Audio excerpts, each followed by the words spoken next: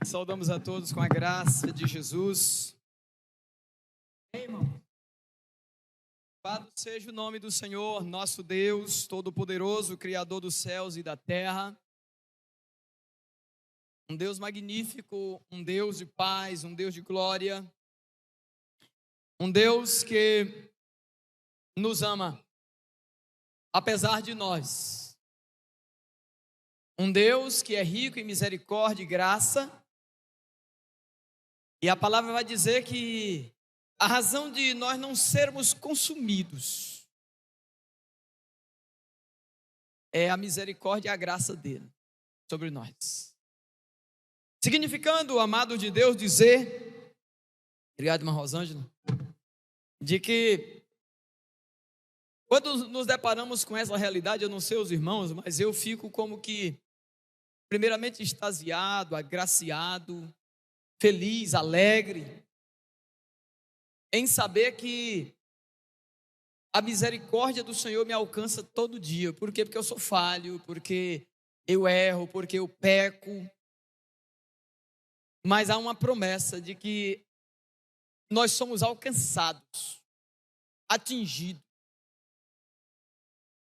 pela misericórdia e pela graça de Jesus. Não há notícia melhor do que essa. Mas essa notícia, irmãos, ela não é para que a gente continue errando, continue falhando, continue nos distanciando de Deus. Não. Ela é para que tenhamos a compreensão de que Deus é amor, como aprendemos hoje de manhã, mas Deus também é justiça. As misericórdias do Senhor têm nos poupado e nos livrado de uma infinidade de circunstâncias. Mas até mesmo a paciência de Deus tem um limite. Por isso nós vamos encontrar na Bíblia Jesus, que dizia, atestou ser o próprio Deus, dizendo: eu e o Pai somos um. Não tem nada de diferença. Eu e o Pai somos um. Por isso vamos nos deparar com ele, por vezes com um comportamento que, ao olhar de alguns, possa parecer escandaloso.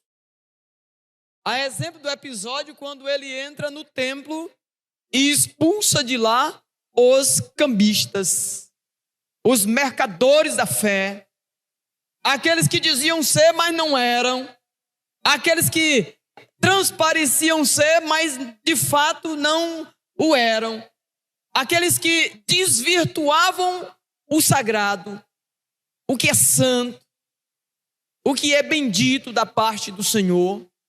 E tudo isso sob uma ótica de estar fazendo o bem, de estar atendendo a uma demanda legítima. Nós vemos naquele episódio, irmão, de que isso é bom ser observado nos filmes sobre Jesus, né?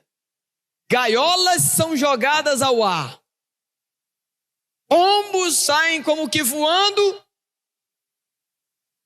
em um voo de liberdade, talvez operado pelo próprio Cristo ali no templo, porque é sabido que até os pobres eram explorados naquela circunstância. Quando se vê gaiola, quando se vê pombos, né? Porque era como que diria, a menor oferta, né? 2 pombos. De maneira que chegaram a um nível em que não se tinha mais sentido a oferta e o culto, por assim dizer, porque a oferta é culto. Deus não está preocupado com valores, Deus não está preocupado com o nosso recurso. Ele está preocupado com a nossa atitude, com a nossa ação, com o nosso culto, porque tudo é culto, tudo que fazemos na igreja é culto. Se você não cultua ou se você faz algo no culto que não é agradável a Deus, é culto também. É um culto de fogo estranho. Lembra dos filhos do sacerdote Eli, né? Eu acho que tem Ofni e Finéias. Aí vocês me ajudam com isso aí, né? Então, irmãos, é interessante e importante pensarmos sobre o que temos oferecido para Deus. Tudo é culto. Nada foge do culto. E nós vamos, nessa noite, pensar com os amados de Deus sobre 2 modelos de culto. Eu já devo ter falado em algum momento, na minha história de relação com essa igreja, sobre isso. Se eu já tiver dito, eu vou estar repetindo. Não há pecado nisso, não há erro nisso. Mas nós nos deparamos, no compêndio bíblico que temos, com essa variação do culto. Né? Culto na ótica da velha aliança, culto na ótica da nova aliança. Né? Eu sei que isso é dado e é interessante ser falado numa escola bíblica dominical, onde a gente tem tempo para destrinchar, né? Para esmiuçar isso e dar oportunidade para todos falarem. Mas eu tentarei brevemente hoje trabalhar algo que o Senhor colocou no meu coração para compartilhar com a igreja de Jesus nessa noite. Hoje de manhã foi trazido uma ilustração sobre uma determinada igreja e sobre a evasão, né? A evasão da cristandade, a evasão dos irmãos. Há uma séria discussão, né? Por que em janeiro e em julho as igrejas se esvaziam? Né? Parece que os cultos caem, né? de presença. Parece que até o serviço, né? Fica assim mais, o povo fica mais preguiçoso. Talvez alguém possa dizer assim, não existe isso, mas é notório perceber, irmãos. Né? Hoje mesmo, precisamos de gente para servir no culto. Não encontramos pessoas suficientes para servir, para cultuar a Deus. Quando eu estou aqui a pregar para os irmãos, eu não estou só pregando, eu estou em culto. Eu estou servindo ao meu Deus. Quando o irmão Mauro e o Tiago, que hoje estão com a incumbência de cuidar do estacionamento da igreja, eles não estão aqui no templo, mas eles estão em culto, servindo lá no estacionamento. Quando a irmã Rosângela, o irmão Robert Vânia, a irmã Viviane estão escalados como intercessores no culto, eles não estão sendo apenas intercessores, eles estão cultuando ao Senhor. Irmãos, tudo é culto. Quando o Davi e o Daniel vieram hoje à frente aqui, depositar no gasofilaço as suas moedas, eles também, mesmo sendo crianças, estão em culto. Por que o pastor hoje sentiu de tratar sobre isso? Porque os tempos vão passando, irmãos, e nós vamos, como a irmã Ruth introduziu a fala dela aqui, perdendo essa convicção, essa orientação, essa visão a respeito do que seja o culto, a adoração, o louvor ao nosso Deus. Mas eu estou hoje falando isso para dizer para os irmãos de que não podemos viver, irmãos, como se a porta estivesse fechada. A porta, irmãos, ela se abriu. A porta está aberta. Não é a porta da igreja, a porta da presença de Deus.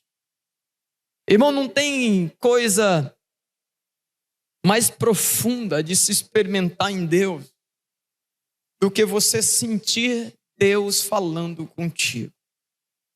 O culto não começa às 18h30. O culto começa quando a gente, na verdade a gente tem que cultuar em todo o tempo, mas o culto domingo ou dia de culto, ele começa quando eu me disponho a pensar em ir para o culto. E eu sei que as lutas são grandes, não é só na minha casa não, na de vocês também. Quando você começa a pensar no culto, começa a aparecer dificuldades, Dificuldade de arrumar menino, quem tem criança pequena, eu sei como que é, já passei por isso. Quem tem horror de mulher em casa, como eu também, A gente banha assim em 5 minutos, Limpou, tá, pronto.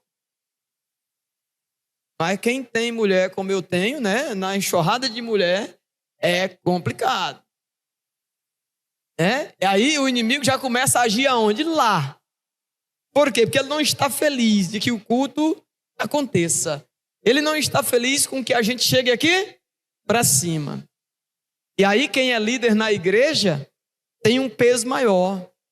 Porque quando você vai servir na Igreja Batista Ebenezer, você tem 2 cultos. Você tem um culto 5h30, estourando 5h45. Todo mundo que tem parte no culto, todo mundo que vem, antes eles vão para o culto de quebrantamento, aonde nós vamos nos esvaziar de tudo isso, de todas essas intempéries, de tudo que nos impede de poder estar bem aqui, cultuando, servindo ao Senhor, servindo aos irmãos.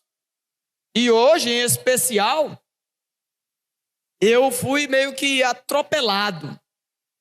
Sabe o que é o Senhor nos pegar e sacudir assim? Ei, bater assim do lado, bater no outro, diz: acorda.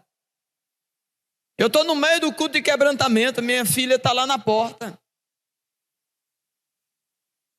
Meu Deus, o que essa menina quer? Aí saí um pouco do culto, fui lá, o que foi, minha filha? Não, porque tem uma tal de Jennifer aí que quer falar com o senhor. Eu falei: não dá para esperar o culto terminar, não? Não, ela quer falar muito com você. Eu falei: quem é, minha irmã? Essa Jennifer? Não sei não. Nunca vi. Falei: moço do céu, e como é que tu foi conversar com essa? Não, ela está lá na porta. Eu falei: fala para ela segurar o veneno, quando terminar o culto, eu vou lá falar com ela. Aí você imagina, Você está ali no espírito, já começa o trem desandar. Falei: já é um laço de uma situação para tirar o pastor do sério, para a gente poder não seguir o que manda o cronograma. Eu falei: não, essa pessoa vai assistir o culto, depois do culto a gente tem um momento lá com a pessoa, Quando eu saio da porta do local onde o culto estava sendo, está lá a Jennifer bem assim. Falei: meu Deus do céu, é aquela bem ali, não precisa nem falar o nome. É ela. Aí a gente sai, Aí você começa lá no fundo dizer assim: rapaz, 6h30, o culto vai começar daqui 2 minutos. Daqui 2 minutos vai começar o culto. Ninguém conseguiu atender essa pessoa. Ela está caçando pastor, é o pastor mesmo. E aí eu falei: agora, Jesus. Eu falei assim: eu vou mandar ela sentar, assistir o culto e depois nós vemos o que é o problema. E nessa hora, o Senhor colocou diante de mim o texto do bom samaritano. Pancada, sabe o que é pancada na cara da gente?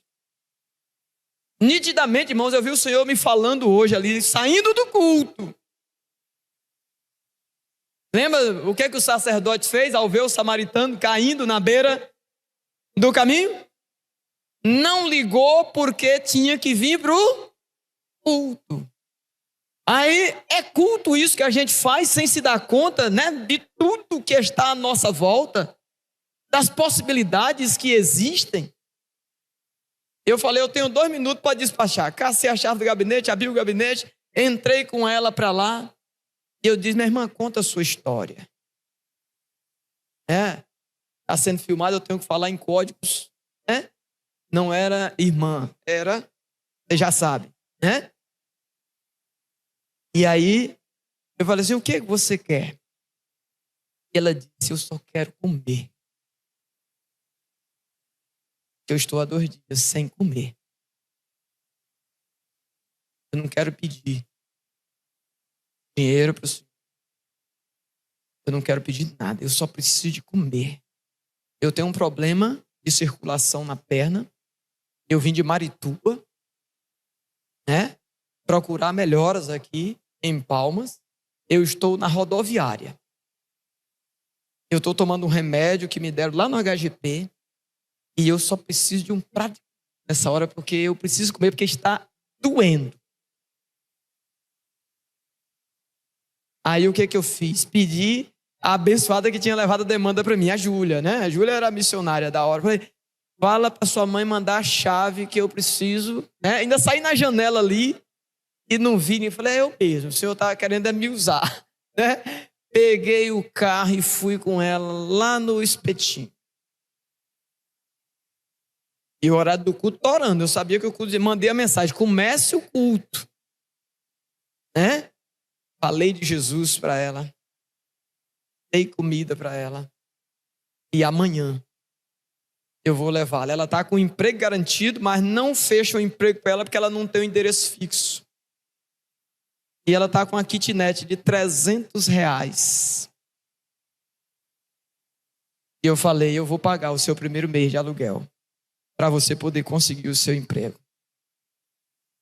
E ela deu um glória a Deus, irmãos, e ficou felicíssima comendo a picanha que eu paguei para ela lá, agora. Aí às vezes a gente quer vir para o culto, né? Entendendo que tem meio mundo de coisas que também é culto. Que também é culto. Então eu quero pensar, eu não estou pregando hoje por causa desse, eu só estou colocando esse exemplo, tá? Esse já era o tema da mensagem que eu queria tratar. Eu só quis compartilhar isso com vocês. Se você puder e quiser abençoar a vida dela, é só me procurar. E a gente vai poder fazer mais por ela. Dá a oportunidade para ela de poder recomeçar a sua vida aqui em Palmas. Ela conseguiu um aluguel. Ela vai, assim que tiver o endereço, voltar no lugar onde estava ali oferecendo o emprego. Para ela, agora, com a residência fixa, poder ser agregada àquele serviço. E as coisas vão acontecer. Deus, irmãos, Ele abriu a porta entre. Como Deus abre portas? Como você abre portas? Nós comumente abrimos portas usando chave. O nosso Deus abre portas usando sangue. O sangue de Jesus que nos purifica de todo o pecado. É esse sangue que vai abrir as portas. É esse sangue que abriu a porta. Diz que havia um véu separando o ambiente aonde um só entrava uma vez por ano. O nome dele era Sumo Sacerdote. E diz, irmãos, que quando Jesus na cruz expirou, derramando o seu sangue, o véu se rasgou de cima a baixo. Esse episódio, irmãos, ele é divisor de águas, não é divisor só de véu. A história foi marcada com esse abrir de portas, com esse abrir de oportunidade. Tudo é marcado e medido a partir do ponto chamado Cristo. Antes de Cristo e depois de Cristo. Anno Domini, ou ano do domínio de Cristo. O texto sagrado dos evangelhos diz, na plenitude dos tempos, quer dizer, na hora certa, no momento certo, Ele veio e cumpriu o que deveria ser cumprido para que as promessas de Deus sobre o mundo, sobre as pessoas, sobre a minha e a sua vida se cumprisse. Irmãos, eu quero dizer para você que a parte de Jesus ela já foi cumprida. Agora a pergunta é: nós estamos cumprindo a nossa parte? Eu e você temos cumprido em Deus, por Deus e para Deus a parte que nos cabe? Eu tinha que morrer, Ele morreu em meu lugar, com uma simples condição. Ele se apossou de minha morte. O salário do pecado é o que, igreja? O salário do pecado é a morte. A alma que pecar, essa morrerá. Eu e você tínhamos que morrer. Estávamos fadados à morte eterna, separação eterna de Deus. Mas Ele, com tanto amor, envia Jesus para morrer em nosso lugar, para experimentar nossa morte, com uma única condição: viva minha vida. Viva a minha vida. A vida de Jesus é uma vida santa, uma vida separada, uma vida de consagração, uma vida de santidade, uma vida de serviço. Nós cantamos o hino 410. No serviço do meu rei eu sou feliz, venturoso, decidido, no serviço do meu rei. Poderíamos, com nossas atitudes hoje, considerar que nós somos um obreiro dessa seara de Cristo? A pergunta que eu deixo para todos nós nessa noite é que em 2024, nesse ano, precisamos refletir, analisar sobre isso, irmão. O que temos produzido para o reino de Deus? O que temos produzido em Deus, para Deus e para a sua glória? Não necessariamente para a igreja. A igreja foge nesse momento aqui dessa ótica. É para Deus. Ninguém faz nada para a igreja. Ninguém faz nada para pastor. A gente faz para o Senhor. É para Ele, por meio dEle, por Ele que são feitas todas as coisas. Então Ele abriu a porta. Ninguém hoje pode dizer: eu não consigo, eu isso, eu aquilo. Ninguém tem razão de inventar, irmãos, qualquer desculpa. Não há desculpa. Não há desculpa. Quem se desculpa, quem murmura, quem reclama, não prospera em Deus. Precisamos estar para cima. Deus abriu a porta, irmãos. Diz a Bíblia que quando Ele, na cruz do Calvário, expirou, diz que até os túmulos, não foi assim? Até os túmulos, irmão. Olha a ação, o poder do que foi a ressurreição, do que foi Jesus na cruz por nós. Os mortos, as sepulturas se abriram. Não me peça para explicar teologicamente isso não, que eu não vou entrar nessa seara, mas diz que foi impactante. Foi impactante esse momento. Então Ele abriu, quer dizer, Ele possibilitou a todos nós, em todo tempo, vivermos, irmãos, para a glória e louvor do seu nome.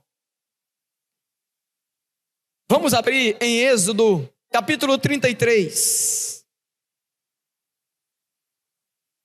Êxodo, capítulo 33, de 7 em diante. Eu quero apresentar com esse texto um modelo de culto. Um modelo de culto ultrapassado, um modelo de culto retrógrado, mas um modelo que ainda hoje é operado, assimilado e aceito no coração de muitos cristãos. Êxodo capítulo 33, de 7 em diante, vai apresentar a nós esse modelo de culto. Prestem atenção. E tomou Moisés a tenda e a estendeu para si, aonde? Onde foi que ele estendeu a tenda? Onde foi que ele montou a tenda? Aonde mesmo? Fora do arraial. Desviada, longe do arraial, diz a minha versão. E chamou-lhe a tenda de tenda da congregação. E aconteceu que todo aquele que buscava o Senhor saía à tenda da congregação e estava fora do arraial.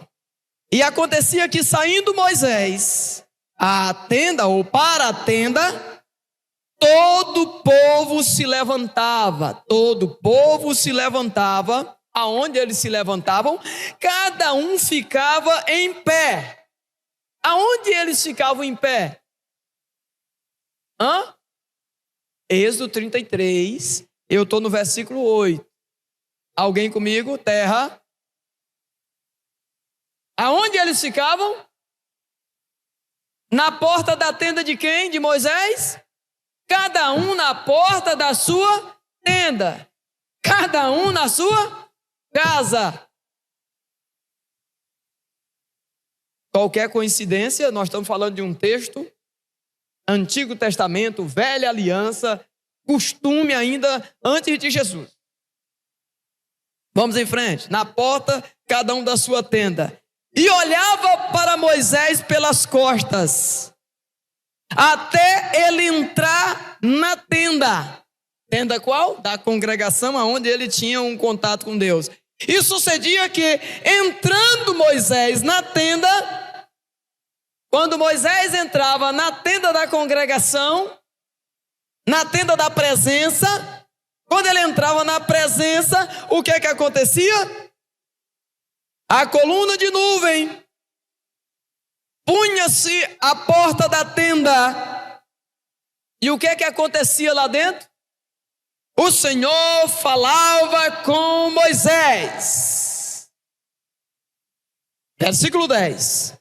E vendo todo o povo a coluna de nuvem que estava à porta da tenda, todo o povo se levantava, e cada um à porta da sua tenda adorava. E falava o Senhor a Moisés, face a face, como quem fala com o seu amigo. Depois tornava-se ao arraial, mas o seu servidor, o jovem Josué, filho de Num, nunca se apartava do meio da tenda. Eu quero, no início de fala aqui, amados de Deus, tratar inicialmente de 3 atitudes. A atitude de Moisés, a atitude do povo e a atitude de Josué. 3 referências básicas inicialmente eu quero tratar com os irmãos. Primeiro, irmãos, o privilégio dado a um homem. Privilégio esse que foi dado a ele não aleatoriamente. Ele foi escolhido, ele foi separado, ele foi reservado. Ele recebeu sobre si uma incumbência. E a pergunta que eu faço é: você se vê como um homem e uma mulher nessa ótica, nessa direção, desse modo?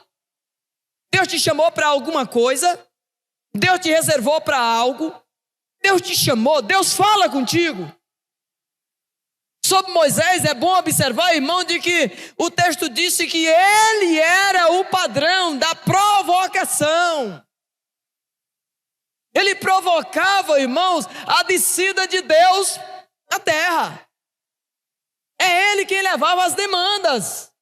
Diz que quando ele entrava na tenda, o entrar na tenda, irmão, no contexto de Moisés era buscar a presença. Buscar estar com Deus, buscar estar disposto a ouvir Deus. Então há uma ação por parte de Moisés, penso eu, seguindo a orientação do texto. A Bíblia está dizendo, irmãos, de que toda vez que ele se dirigia a um lugar apropriado para se ter experiência com Deus, ouvir Deus, falar com Deus, receber orientação de Deus, a presença não estava lá, irmão. Diz que depois que ele chegava lá, é que a presença se manifestava. O nosso Deus não é um Deus estático, Ele não está preso na igreja, Ele não está preso ao lugar. Certa vez perguntaram a alguém, quando se tratava da onipresença de Deus. O ateu disse assim, se Deus é onipresente, me diga, Ele está na lua?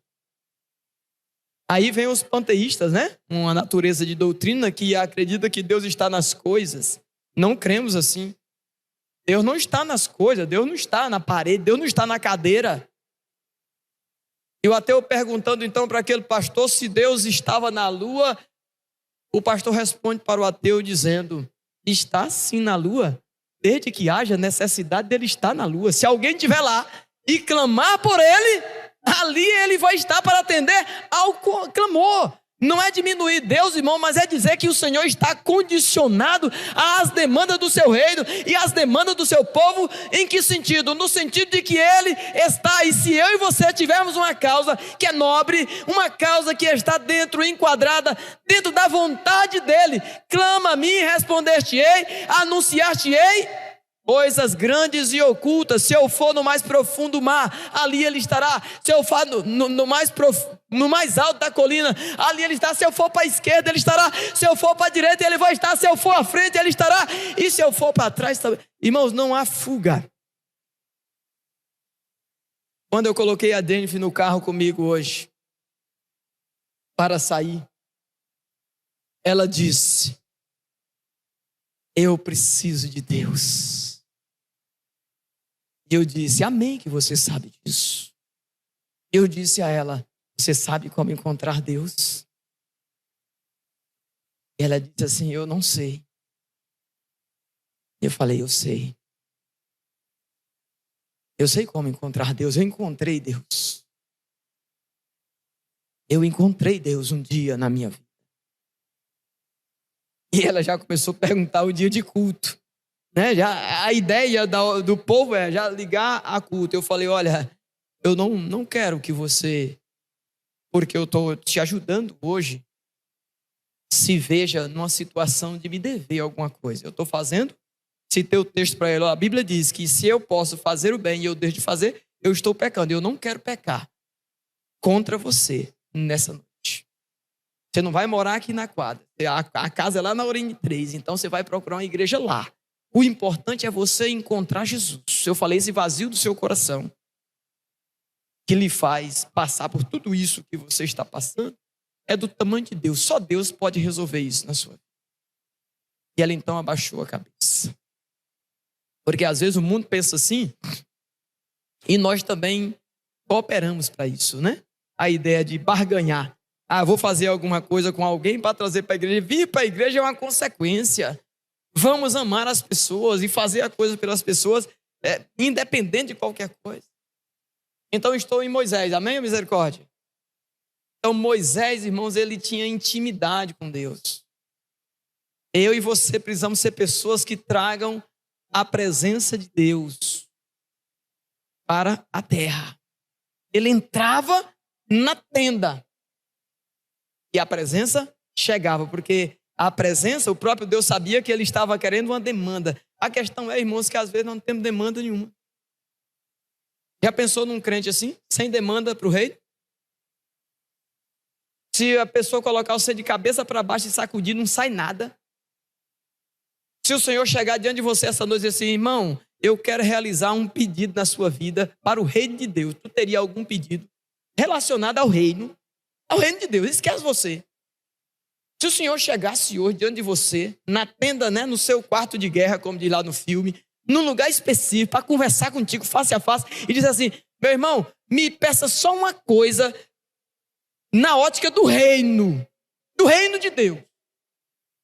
Sacudisse você dos pés à cabeça, saía alguma coisa.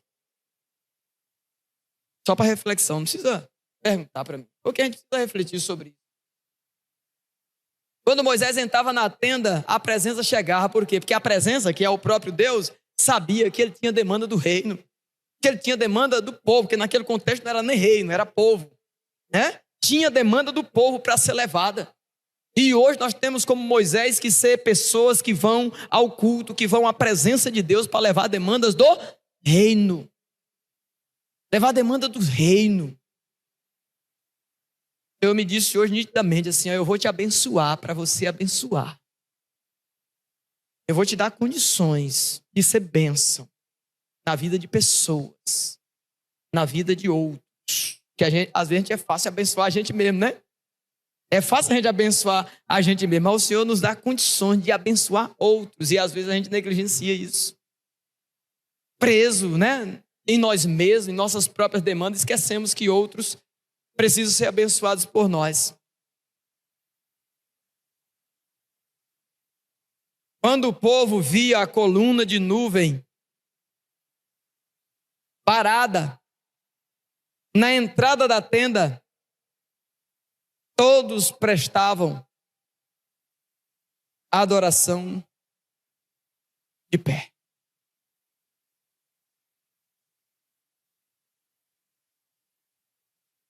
Adorar de longe. Esse é o padrão do culto antigo testamentário. Esse é o padrão de culto do povo sem Jesus. Do povo que ainda estava só na promessa. Do povo que estava vendo Jesus de longe. Eu não dou conta, irmãos. Preciso ser sincero com vocês. Eu quero estar no meio. Eu quero estar metido mais do que talo de jaca. Todo mundo sabe como é o talo de jaca, né? Eu quero estar no meio do reino, das coisas de Deus. Eu não quero, eu não aceito, eu não concebo, irmãos, essa adoração de longe, esse louvor de longe, essa ação de longe, não, a ação de perto. Esse serviço de perto, envolvido. Irmãos, há coisa mais agradável do que os nossos mutirões? De ver as mulheres dando lição nos homens, né? As mulheres pegando enxada, pegando em carrinho e fazendo o trabalho lá quando a gente faz mutirão na chácara. Tem, irmão. Não é uma guerra dos séculos que o pastor está querendo fazer aqui, não, irmão. Eu só estou dizendo que é prazeroso ver alguém se sentir parte. Ver alguém se sentir no meio. Isso aqui não é alheio a mim, isso aqui faz parte de mim. Isso aqui está imbuído na minha vida, na minha escolha, na minha decisão, no meu envolvimento de fazer aquilo. Deus pode fazer tudo sozinho, mas Ele preferiu contar comigo, com você, com a igreja, com todos nós. Ele é poderoso e pode fazer tudo sem nós, mas Ele está nos dando, irmãos, o privilégio de mantermos viva a chama da fé, o reino de Deus vivo aqui nesse lugar. Chamado Terra, chamado Tocantins, chamado Palmas. Mas havia ali o grupo e diz que eram todos. Alguém poderia pensar, mas o senhor está criticando, então? Não, não é uma crítica, eu estou fazendo uma comparação. Eu hoje estou trazendo, irmãos, à nossa memória que o nosso culto, o culto dos crentes nos dias de hoje, está fadado a uma ótica antigo-testamentária. Não do tempo da graça. Parece que Jesus não veio. Porque Jesus já abriu a porta, mas o povo não entra. É a mesma coisa de bicho brabo. Não sei se vocês já mexeram em curral, né? O buraco, a porteira está ali, né? E você solta o bicho, mas ele está agoniado. Ele não acha o buraco, ele não acha a cancela, ele não acha a porta do aprisco. E fica se debatendo, irmãos, e se machuca. O vaqueiro, o homem, está ali para curar, né? Para curar a ferida dele, né? Para poder dar uma vacina, para dar algo bom para ele, mas ele não quer. Aí, lá na nossa chácara é assim, a Lidiane fala, nossa, mas esse vaqueiro, né? Já viu como é que o vaqueiro cuida, né? Há alguns que é muito xingamento, é pancada no gado, né? Quem já viu de perto é isso, né? E aí, é para ali, tô dizendo para você, dialogando com o bicho que não dá conta de... A que ponto chega, né, a racionalidade humana brigar com o que é irracional? Parece que a gente se torna irracional em detrimento do irracional, que é o animal. E eu não consigo ficar no ambiente, né, onde há essa situação. Aí eu saio, depois que fecha tudo, aí é que eu vou para ali tratar alguma coisa naquela circunstância. Então, por vezes, nós estamos, irmãos, com o culto irracional. Esse culto à distância, essa falta de envolvimento, essa falta de engajamento. Claro que tem todo um peso do período de férias, mas isso não é tudo. Eu estou querendo dizer, irmãos, que nós precisamos entrar em 2024 pensando nisso. Até que ponto eu estou como esse povo que estava com Moisés, apenas de longe, né? Vendo a banda passar, vendo as coisas serem feitas, e eu concordando e aceitando de ficar de fora. O Senhor falava com Moisés face a face. Irmãos, é tão maravilhoso quando a gente consegue ter tempo para dar ouvido para Deus. Deus está falando todo dia, de N formas. É pela palavra, Ele nos incomoda, né? Ele nos leva a ver coisas, a pensar diferente do que vínhamos pensando. E sabe quando é que isso se torna mais latente em nosso coração? Já foi dito hoje de manhã na EBD. Quando é que isso torna mais latente? Quando nós estamos em uma vida de intimidade com Deus. Quando a gente está em oração, quando a gente está em leitura da Bíblia, nós nos tornamos mais sensíveis ao Senhor. Quando você vê na Bíblia homens e mulheres de Deus fazendo o que faziam, você pode ver de que essas pessoas, antes de fazer alguma coisa, elas demonstraram ser pessoas que eram íntimas do Senhor. Íntimas. Intimidade com Deus. Essa é a palavra de ordem. Depois que Moisés voltava, irmãos, ao acampamento,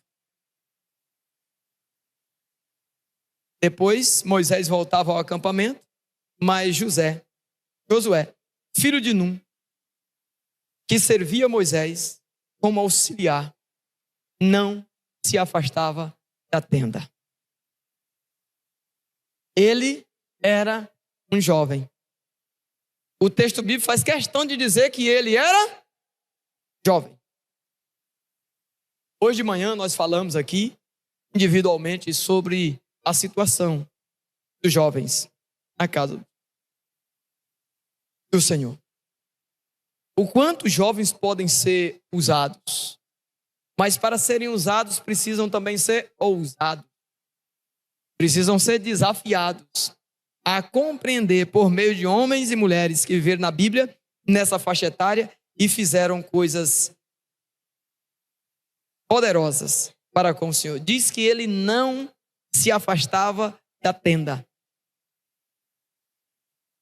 Aplicando a nossa realidade, falando agora sobre a terceira personagem do texto, nós não podemos, irmãos, nos afastar da presença. A tenda significa presença.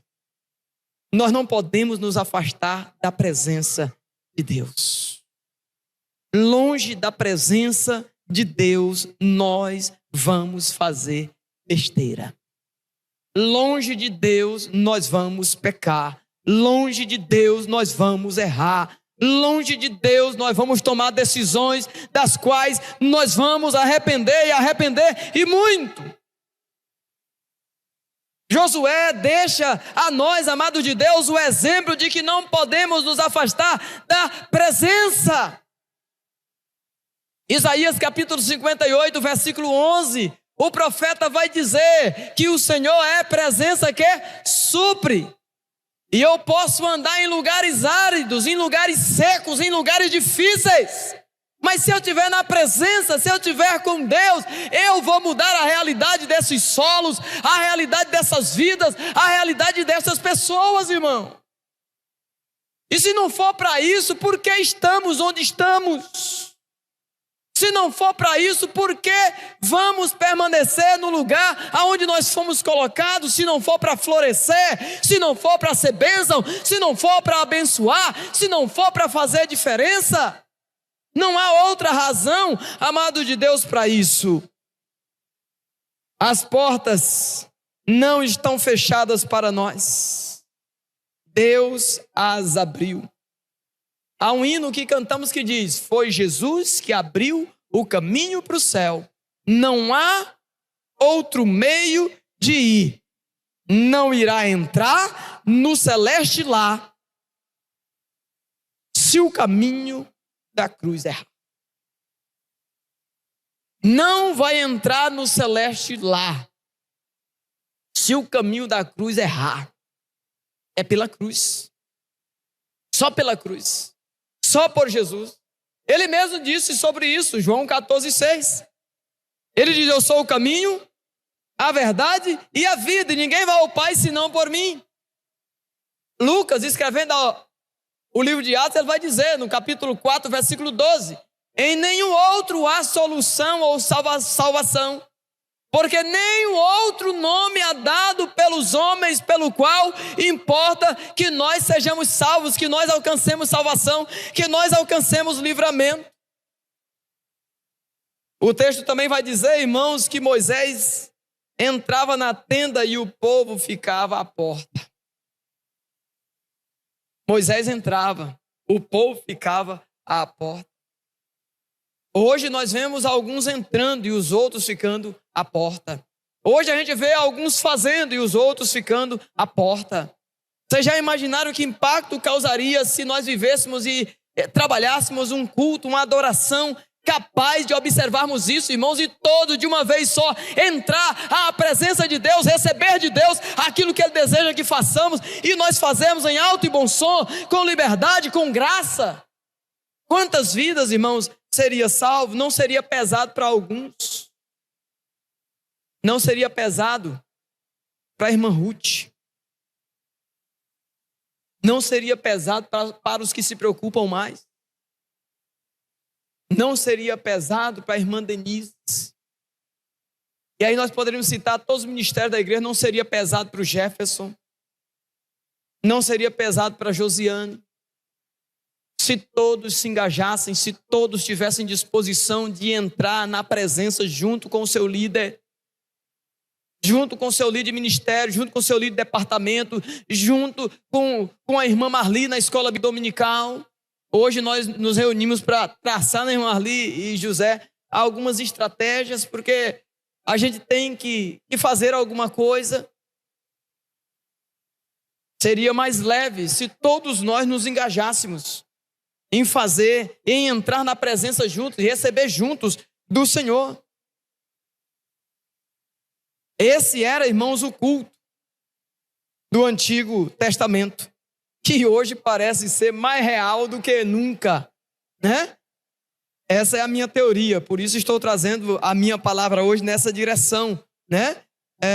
Esse era o culto, cultuar a Deus do lado de fora, de onde Ele está se manifestando. Cultuar a Deus fora do ambiente aonde o Senhor está se manifestando. Rick Warren, já contei isso aqui, lembro que eu já contei. Rick Warren escreveu o livro Uma Igreja com Propósito. Ele começou uma igreja, só ele, a esposa e alguns amigos, no seu apartamento. E ele então foi do apartamento, saiu para uma escola, depois de uma escola para um ginásio, né? E se tornou uma das igrejas, das maiores igrejas dos Estados Unidos. Em uma entrevista perguntaram a Rick Warren: Qual era a sua dinâmica, a sua ótica, o seu segredo? E ele dizia: eu pego ondas. As pessoas não entenderam a sua resposta. E ele então foi explicar como é que ele pegava a onda. Ele orava a Deus, observava Deus agindo. E aonde o Senhor estivesse agindo, era ali que ele ia investir. Era ali que ele ia dedicar o investimento de suas forças. Análise e precisão do ataque. Aonde Deus está agindo? Você já descobriu? Aí eu arrisco a dizer, será que o Senhor está agindo lá na casa de passagem, Vera Lúcia, não sei das quantas? Será que Deus está agindo lá? Está difícil de descobrir? Vai lá na quarta-feira, 6h30. Né?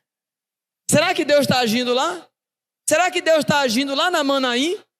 No Centro de Recuperação Manaim? Será que o Senhor está agindo lá no Leão de Judá? Será que o Senhor está agindo lá na Clínica Luz? Será que Deus está agindo nesses lugares? Será que Deus está agindo na escola bíblica dominical? Eu fui edificado hoje na escola bíblica dominical. Eu recebi de Deus.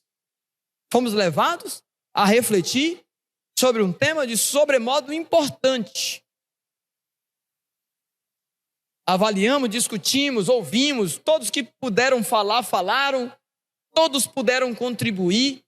A tal de traz um exemplo, né? Que, num primeiro modo, parece ser uma coisa simples, né? Mas ela conseguiu extrair de uma coisa simples da vida dela com a filha dela, algo que tem uma aplicação estrondosa. Já imaginou se ela fica com isso guardado no seu coração ou na sua casa?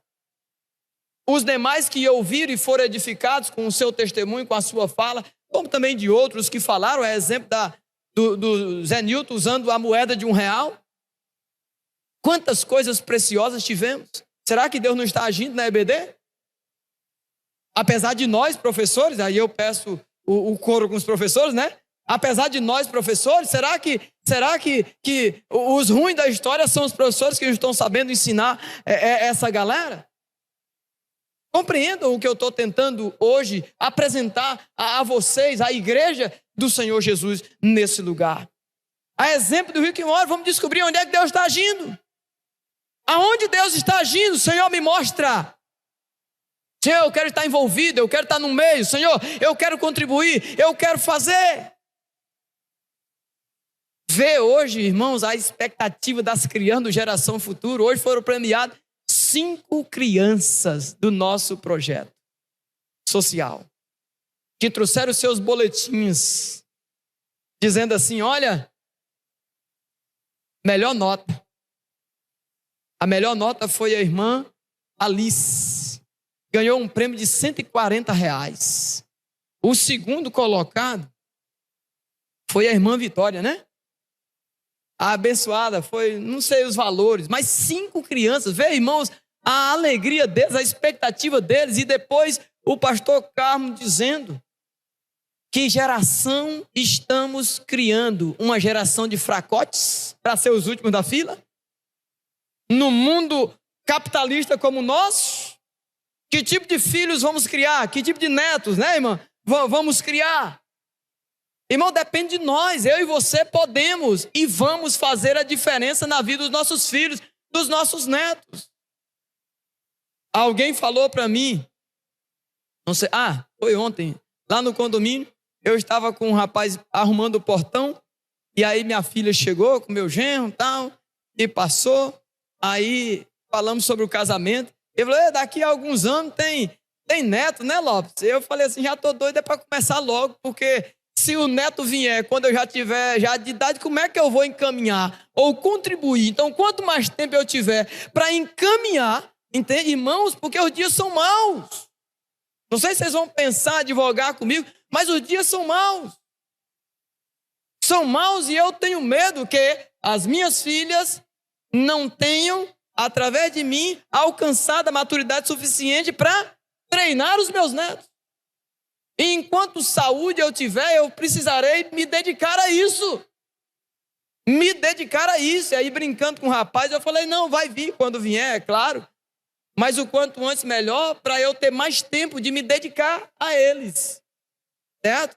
Apesar de que há uma brincadeira aí com os avós, né? Diz, como é que diz a brincadeira lá? Os avós são os jumentos ou os burros, os cavalos, né? Que os filhos treinaram por neto montar, né? Não é assim que diz o ditado aí? Mas esse ditado é do mundo, não é nosso não. Por isso que eu disse apesar, né? Apesar de ter isso, nós vamos ser bênção na vida dos nossos netos, na vida dos nossos filhos. Irmãos, eu digo isso para dizer a vocês, não espere por ninguém, faça o seu trabalho. Faça a sua parte. Vamos adiante. Hoje, irmãos, é facilmente possível se identificar aqueles à entrada da casa de Deus, na porta, do lado de fora, parados à porta do acesso a Deus. Não é difícil de identificar. Os que estão advogando um culto antigo testamentário, um culto da lei, um culto sem relacionamento, um culto de contentamento. Eu me contento em estar fora. Não tem nada a ver comigo, isso que está acontecendo aí. Essa é a expressão, a conclusão que se chega. Quando nós não vemos o envolvimento necessário da igreja como um todo. Está satisfeito de estar de fora do arraial e ver as coisas acontecendo. No meu serviço, em alguns momentos eu sou até criticado por isso, que a gente não pode ver nada, que a gente quer estar no meio, a gente quer estar fazendo, quer estar ajudando, quer estar escutando, quer estar no meio. Então, quando não tem nada a ver a gente, o que é mesmo está acontecendo aí? Outro dia tinha lá uma roda, não sei o que, lá no quartel, ir para lá e para cá, ir para lá e para cá, e quando eu vejo movimento de gente, eu vou para o meio. Falei, vou ver ali se tem algum espaço para eu entrar. Quando eu entro lá, era um negócio de uma rifa lá, não sei das quantas e tal. Eu falei, onde é que eu não fui entrar, meu Deus do céu? Beleza, quanto é isso aí? Não, tira seu número aqui. Não, eu vou dar a oferta aqui. Quanto é o ponto aí? É tal, toma seus 20 contos aí. Abençoa quem tem que abençoar. E fique na paz que eu vou caçar outro grupo, que esse aqui só vai me derribar. Então, é caçar, estar envolvido, estar no meio, estar junto. Junto nós podemos fazer mais e chegar mais adiante. Eu estou na metade da folha, são 3 folhas ainda, irmãos. É coisa demais, meu Deus. Mas vou terminar.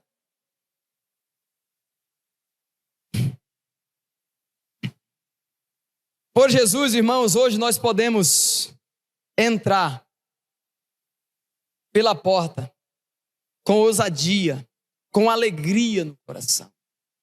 Por Jesus, irmão, não vai sozinho não. Tem muita gente que até quer entrar, mas quer entrar sozinho. Quer entrar levando seu nome. Quer entrar querendo aparecer. Ei, leva Jesus na frente. Diga, vai na frente, Jeová. Nós temos um grupo em todas as viagens.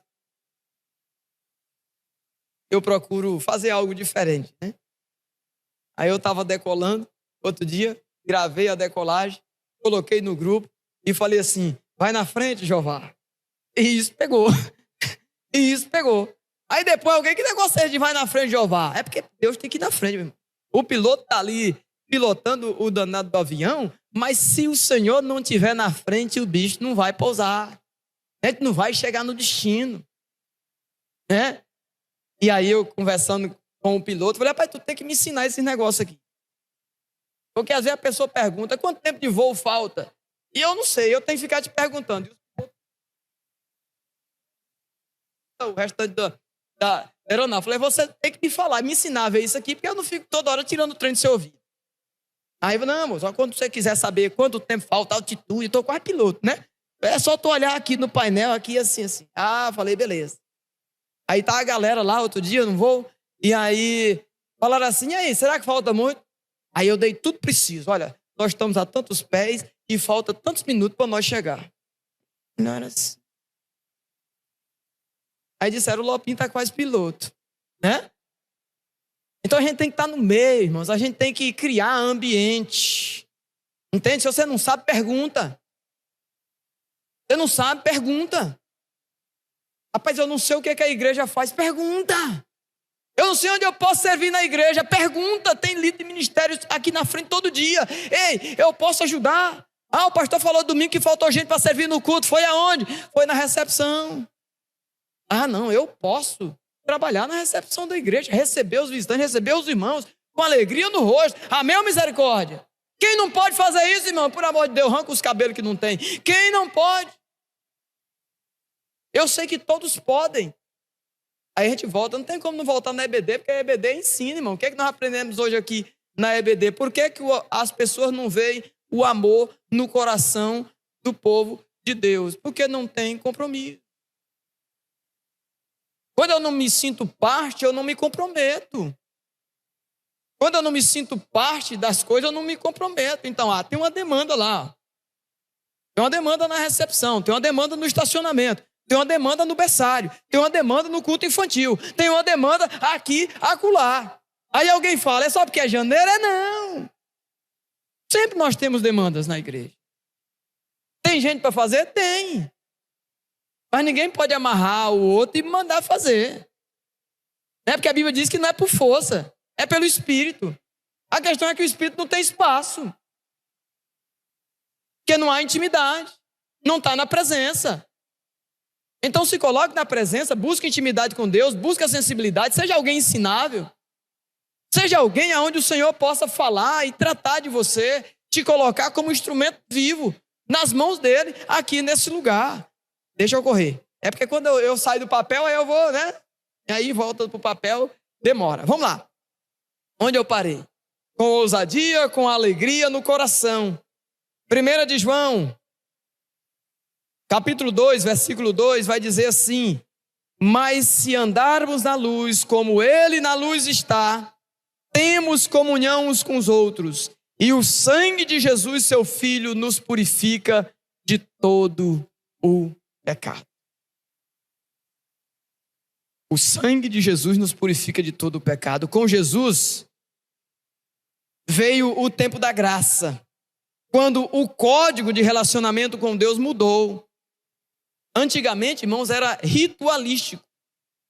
Tinha que cumprir o ritual. Quem entrava no Santo dos Santos? O sumo sacerdote. Para o quê? Levar os pecados de um ano inteiro do povo à presença de Deus. Agora não precisa mais de ritual. O ritual já foi cumprido, completo, feito na cruz do Calvário por Jesus. Como diz o hino, foi Jesus quem abriu o caminho para o céu, não há outro meio de ir. Então é por Jesus, a porta está aberta, entre, experimente Jesus de verdade. Experimente esse Jesus que não só salva, um Jesus que por meio do seu Espírito capacita, orienta, dirige e coordena, irmãos, a nossa vida. Saia do ritual, ritualístico. Saia do ritual e viva com Jesus. Se não fosse o sangue derramado pelo Cordeiro de Deus, irmãos, ainda estaríamos do lado de fora da tenda, de lado de fora do templo, de lado de fora do reino, de lado de fora de tudo que pertence ao Senhor. Se não fosse o sangue do Cordeiro derramado, nós ainda estaríamos de fora. Mas esse sangue abriu a porta e eu e você agora podemos entrar livremente, amados de Deus, e fazer o que precisa ser feito. Deus não nos chamou, irmãos, para imaginarmos como é a sua presença. Não. Ele não nos chamou para que a gente estivesse imaginando como seria a presença dele. Não. Ele não nos chamou para isso. Eu tenho certeza disso. Ele não nos chamou para ficarmos, irmãos, em berços esplêndidos, apenas imaginando como é a presença de Deus. O Jefferson ontem falou aqui, ontem nós tivemos a consagração, era até para ter lido a carta, eu esqueci de ler, né? Ele, na sua fala, na fala do novo pastor, depois da consagração, ele falou da experiência dele com o avô dele, que quando ele tinha 6 anos de idade, veio, ficou do seu lado, colocou a mão sobre a sua cabeça e disse: esse meu neto vai ser pastor. E ontem aqui nesse púlpito ele disse: irmãos, hoje a profecia do meu avô sobre a minha vida está se cumprindo. Louvado seja o nome do Senhor. Deus, irmãos, Ele não está querendo só que a gente imagine como é a presença. Aí Ele diz, olha, eu sei que eu vou me encontrar com o meu avô lá no céu de glória. Tem muita gente, irmãos, que imagina o céu. Ai, orar, cantar no coral de anjos, cantar no coral celestial, ruas de ouro. Gente do céu, esse céu da literatura, né? Irmãos, eu já estou no céu. Amém, misericórdia? Eu já estou no céu, não sei vocês. Você está esperando um céu que você vai experimentar depois? Rapaz, eu já estou vivendo no céu. Porque eu estou vivendo aonde? O que diz a mensagem? Na presença. Porque eu já entendi que a porta está aberta e eu já estou do lado de dentro, irmão. Tem gente que está de fora esperando. Não, estão preparando ainda um céu para mim, irmão. Desde a fundação dos séculos, já é céu, já está pronto.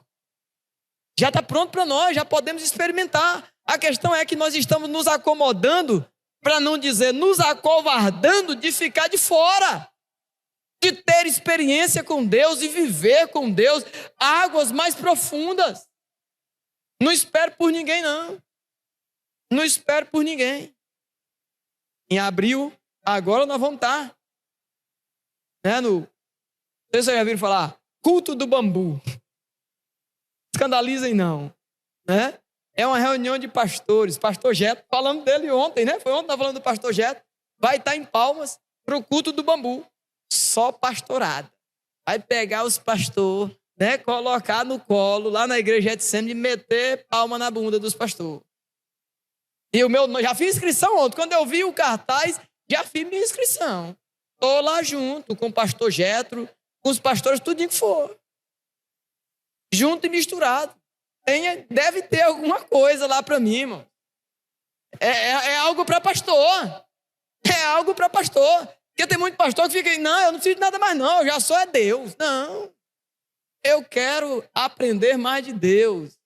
Eu quero andar perto de pastores, homens de Deus abençoados, como o pastor Jeto e a equipe dele que vai vir. Então nós vamos estar lá em 3 dias, numa fazenda, numa chácara, em um momento especial, na presença do Senhor. Recebendo de Deus, crescendo em Deus. Ouvindo experiência de outros pastores do Brasil que estão vivendo algo em Deus. Então, não estou pronto. Já estou no céu, mas não estou pronto. Estou no céu por quê? Porque a porta já está aberta.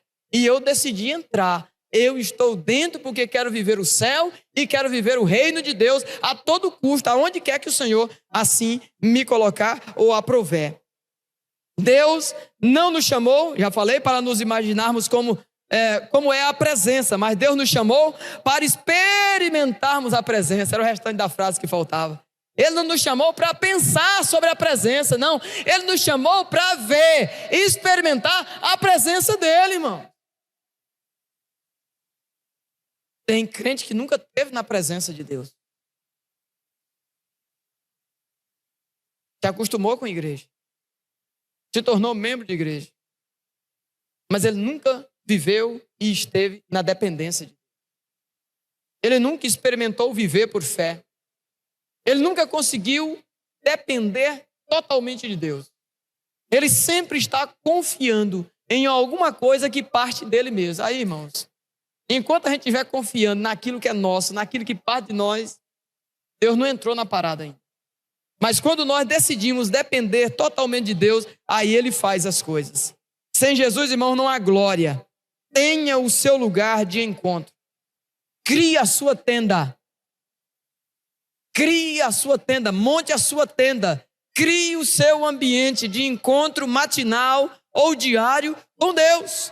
Todos os dias. Todos os dias. Na presença de Deus. Busque a presença. Na presença. Dentro da tenda. Quer dizer, somos tão supridos de tudo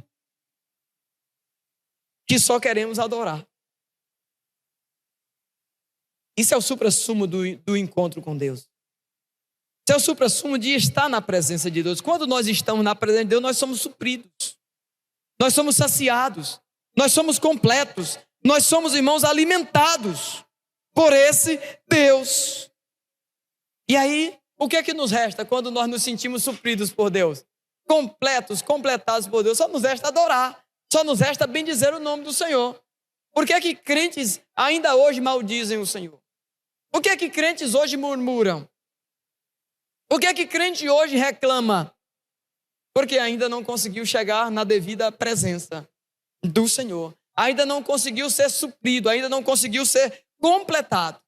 E quando não há esse complemento ou esse completar, irmãos, as coisas não fluem. Na tenda, vemos o que ninguém vê. Quando nós entramos na tenda, quando nós entramos na presença de Deus, a gente consegue ver coisas que ninguém mais vê. Ninguém consegue ver. Rapaz, esse pastor está doido.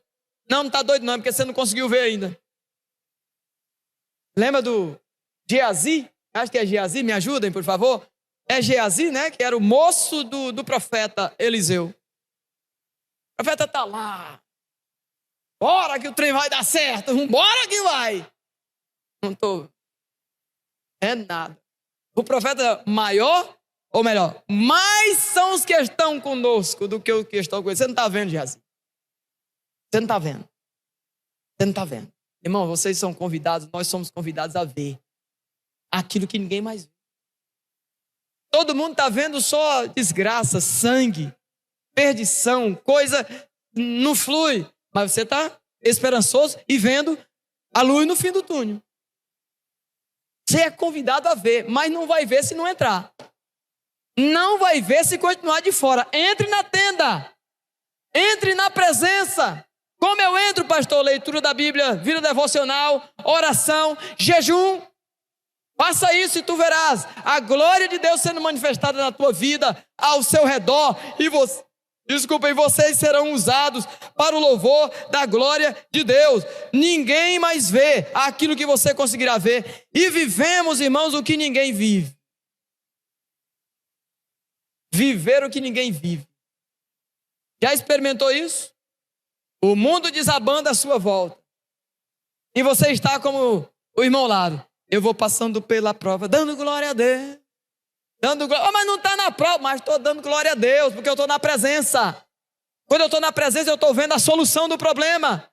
Ninguém está vendo. O gerente do banco não está vendo. O gerente do banco não está vendo a solução, mas por Deus, você está vendo. A mulher não está vendo, mas o marido está vendo. O marido não está vendo, mas a mulher está vendo. O filho não está vendo, mas o pai está vendo. Qual é a diferença? É estar na presença. Esteja na presença. Entre, amado de Deus, na tenda. Há um céu aberto dentro do quarto, fechado, quando eu começo a orar. Há um céu aberto dentro de um quarto, fechado, quando eu começo a orar. C.S. Lewis. Eu estava hoje indo para casa e minhas filhas do banco de trás conversando sobre esse cara, sobre C.S. Lewis. Elas estão lendo um livro desse autor. E eu encontrei essa frase dele, lembrei. E essa frase vem a calhar com aquilo que eu estou dizendo. E eu quero, nem vou ler mais os textos, vou parar bem por aqui que já é suficiente. Há um céu aberto dentro de um quarto fechado quando eu me disponho a orar. Há um céu aberto dentro de um quarto fechado quando eu me disponho a orar. Quando eu me disponho a jejuar. Quando eu me disponho a ler a palavra. Eu tenho experimentado algo, irmãos, com relação à leitura da palavra. Eu já li mais do que eu leio agora, a palavra.